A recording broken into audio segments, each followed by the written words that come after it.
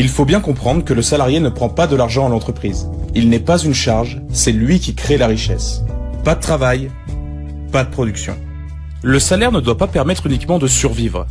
S'il ne permet que de subvenir aux besoins vitaux du salarié, l'entreprise ne fait qu'entretenir la force de travail dont elle profite. Être juste une machine entretenue par l'employeur, ce n'est pas vivre dignement. Ce salaire doit permettre l'épanouissement du travailleur.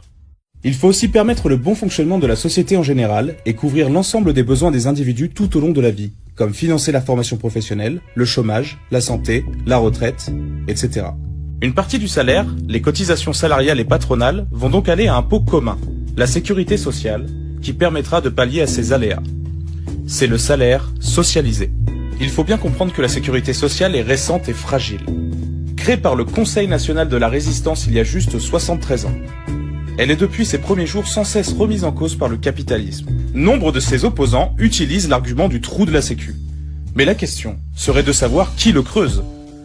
Aujourd'hui, les exonérations de cotisations aux entreprises représentent environ 30 milliards de pertes au financement des caisses. Quand un employeur verse un SMIC, il ne paie que 90 € de cotisations patronales au lieu des 629 € sans les différentes exonérations. Loin d'être pris à la gorge, non ? Il existe également une part des rémunérations non soumises à cotisation.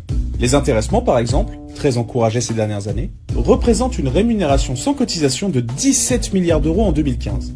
Si on applique le pourcentage de cotisation patronale correspondant, on atteint la somme de 7,14 milliards d'euros qui ne va pas dans les caisses de solidarité. Ceci sans compter les 42,7 milliards d'euros de dividendes qui échappent à toute socialisation.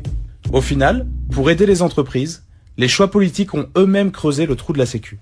Ambroise Croizat, résistant, syndicaliste CGT, membre du CNR, père de la Sécurité sociale et ministre de la Sécurité sociale en 46 et 47, déclaré sur les bancs de l'Assemblée en 1950 « Jamais nous ne tolérerons que ne soit rogné un seul des avantages de la sécurité sociale. Nous défendrons à en mourir et avec la dernière énergie cette loi humaine et de progrès !» Pour protéger le travailleur, la FNIC-CGT propose un vrai salaire socialisé. C'est un salaire minimum qui permet réellement l'épanouissement du salarié.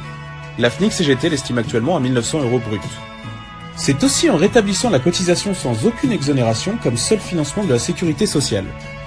Pour ça, il faut en finir avec les nombreuses exonérations de cotisation et les primes qui échappent à la socialisation. La protection de ce salaire socialisé passe par une grille de salaire revendiquée où le salarié serait reconnu pour ses compétences et sa qualification. Le salaire serait fixé en fonction de la formation initiale, l'expérience et la formation continue du travailleur. C'est le salaire à la qualification. Cette grille serait la même pour tous, ce serait donc la fin de la concurrence entre les travailleurs. Le salarié n'est pas une charge, bien au contraire, c'est lui qui produit les richesses de l'entreprise. Il faut en finir avec la culpabilisation du salarié.